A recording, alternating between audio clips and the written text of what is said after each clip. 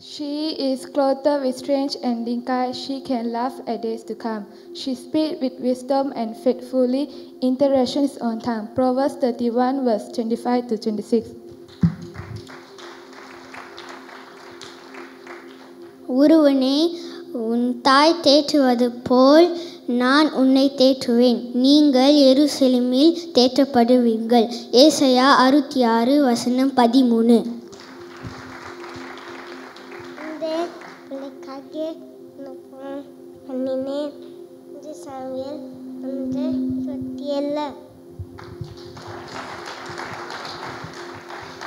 May your father and mother, may she who give birth be joyful. Proverbs 23 verse 25. Her children rise and call her blessed. Proverbs 31 verse 28. ஆதாம் தன் மனைவிக்கு ஏவாள் என்று பெயரிட்டான், ஏனெனில் அவன் ஜீவனுக்கெல்லாம் தாயானவள். ஆதியாகமம் 3 அதிகாரம் 20 வசனம். Honor your father and mother so that you may live long in the land that the Lord your God has given you. Exodus chapter 20 verse 12. சங்கீதம் 139 வசனம் 13 முதல் 14 வரை. நீர் என் உள்ளின் திரிங்களை கை கொண்டு இருக்கிறீர். என் தாயின் கற்பத்தில் நீர் என்னை காப்பாற்றினீர். நான் பிரமிக்கத்தக்க அதிசயமாய் உண்டாக்கப்பட்டபடியே உம்மை துதிப்பேன். உமது கிரியைகள் அதிசயமானவைகள். அது என் ஆத்துமாவுக்கு நன்றாய் தெரியும். ஆமேன்.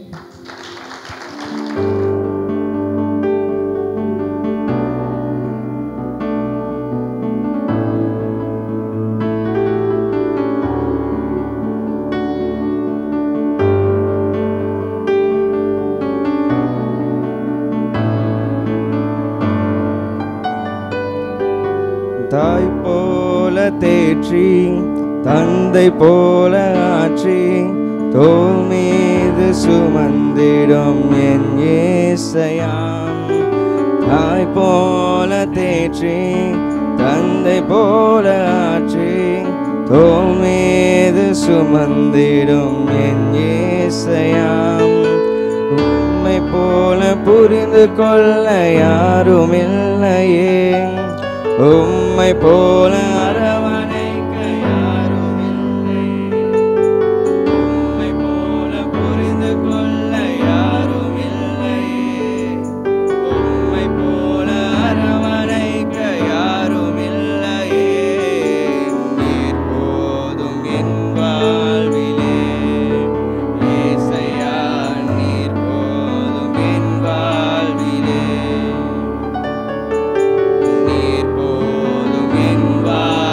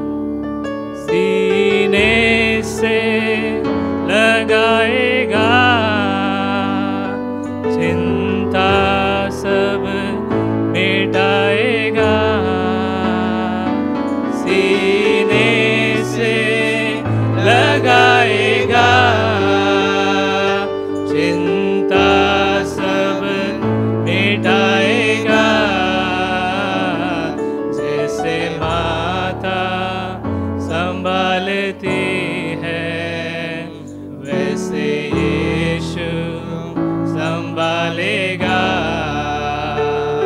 जैसे माता संभालती है वैसे यीशु संभालेगा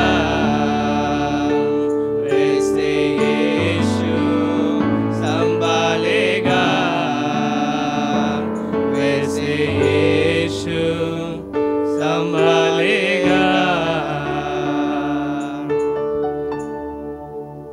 We would like to wish all the mothers and women here Happy Mother's Day and Blessed Women's Sunday. Thank you.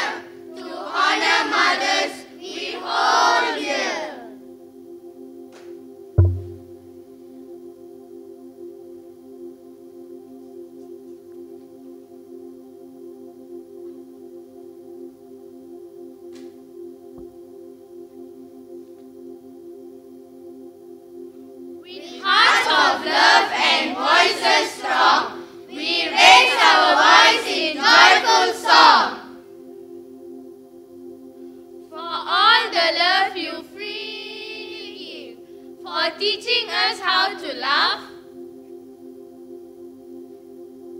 and live, for wiping tears and calming fears, for guiding us through all the years. Mothers, with tender care and grace, you fill our lives with warmth and grace. Your love shines bright in every way, a beacon guiding us each day.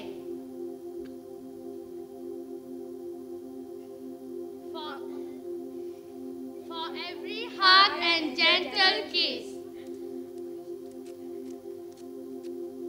for moments filled with joy and bliss, For bedtime stories and lullabies, for being there no matter the size. in your arms we find our strength, in your love we find our length. Your sacrifices, often unseen, are the foundation of our dreams.